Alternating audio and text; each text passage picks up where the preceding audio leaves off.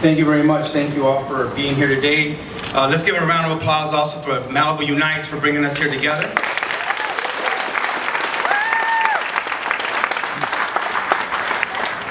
My name is Oscar de la Torre, and I'm a member of the Santa Monica Malibu Unified School District Board of Education. I'm speaking today here for myself, not for the district. When this issue was brought forward, my instinct was to call for comprehensive testing, and I believe that that is still the right course of action to take. It is something that we need to get done. We need to ensure that there's comprehensive testing so that we know what the truth is. Because as Cindy stated, knowledge is power, but being on the school board, I can't tell you right now that we know exactly what the levels of PCBs are throughout the buildings in our school. And that's troublesome. I'm a parent. I have 2 children attending our school district. My 8-year-old, Oscar Jr., is at a brand new school that was just constructed at Edison Elementary School. And we're having difficulty in doing the demolition, but for good cause. The parents that organized here in Malibu and brought this issue forward has already had a positive impact in changing the protocols that we're using in our school district to ensure that there's greater safety in our country.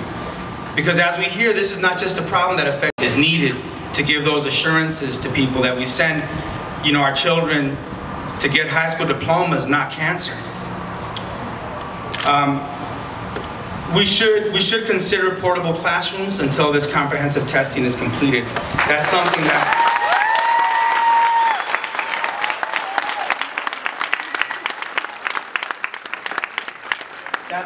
I'm going to stand for from the beginning till now. I'm not going to stop standing for that. If I'm the only person on the school board making that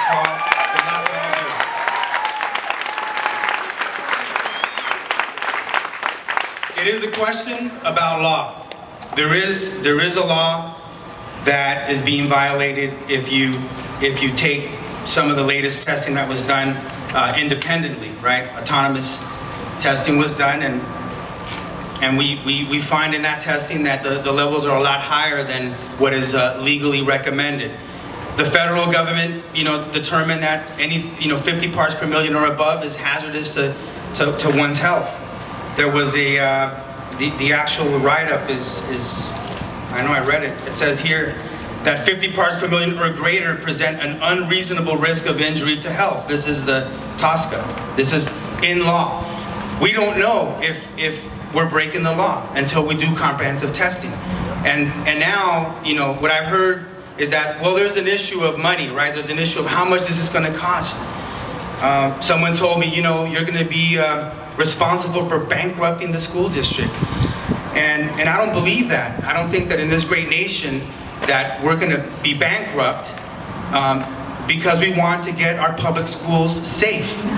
And I just want to say that I would rather be fiscally bankrupt and be on the right side of history than to be morally bankrupt and be on the wrong side.